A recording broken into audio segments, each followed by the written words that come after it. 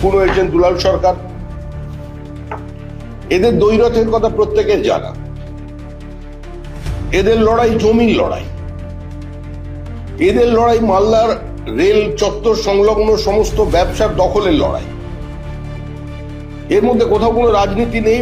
এর সঙ্গে এই দুজনের সঙ্গে গোটা মালদা জেলার যত বড় রাজনৈতিক ব্যক্তিত্বরা থাকে পরোক্ষ বা প্রত্যক্ষভাবে তারা যুক্ত। কিন্তু প্রশ্নটা কে মারা গেল বা কারা মারল তা নয়। তৃণমূল কংগ্রেস যে পরিস্থিতি তৈরি করে দিয়েছে শুধু মালদা নয়, পশ্চিমবঙ্গের সর্বত্র যারা তৃণমূলের হাতে তৃণমূল কংগ্রেস খুন হচ্ছে। এবং খুন হচ্ছে এ কারণেই যে এখানে লুটের প্রতিযোগিতা চলেছে। এটা কোনো রাজনৈতিক মতাদর্শগত সংঘাত নয়, শুধুমাত্র রাজনৈতিক গোষ্ঠীদ্বন্দ্ব নয়।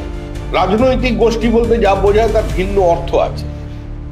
দুর্ভাগ্যজনকভাবে সংবাদ মাধ্যমে বা বিভিন্ন জায়গায় রাজনৈতিক গোষ্ঠী শব্দটা ব্যবহার করা হচ্ছে। এটা কোনো গোষ্ঠীর লড়াই নয়, এটা সামগ্রিকভাবে টাকার লড়াই, এটা সামগ্রিকভাবে দখলদারির লড়াই। কে কোথাকার কোন ব্যবসাকে সম্পূর্ণভাবে দখল করে নেবে তার যে আবার একটা হয়তো কি যেন ওটা বলে বিজিবিএস করবেন, আবার শিল্প সম্মেলন হবে, মুখ্যমন্ত্রীর পাশে দাঁড়িয়ে আবার কিছু পশ্চিমবঙ্গের নাম করা শিল্পপতি বলবেন যে এত ভালো বিনিয়োগের পরিবেশ এর আগে কোনোদিন পশ্চিমবঙ্গে ছিল না। আর বলেই ওখানে চা খাবার পরেই রাত্রিবেলা তারা পার্শ্ববর্তী রাজ্যে বিনিয়োগের ব্যবস্থা করবেন। 7 বছর 8 বছর ধরে এই চিত্র চলেছে। সামগ্রিকভাবে এ রাজ্যে কোনো শিল্প সম্ভাবনা আর এই মুহূর্তে নেই।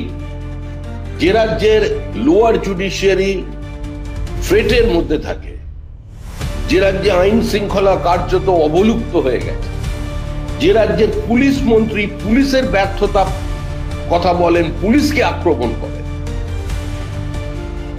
সমস্ত কিছুর দায় পুলিশের উপরে চাপিয়ে দেওয়া হয়, যে রাজ্যে ছোট ছোট ঘটনাকে কেন্দ্র করে যখন ছোট শিল্পপতি থেকে মাঝারি বড় শিল্পপতিরা পর্যন্ত কোনো ডিস্ট্রিক্ট কোর্টে পৌঁছন, সেই কোর্টের বিচারের সময় তৃণমূল কংগ্রেসের যদি সেখানকার নেতা কর্মীরা 100 জন ঢুকে পড়ে, তাহলে সে রাজ্যে কি করে বিনিয়োগ আসবে?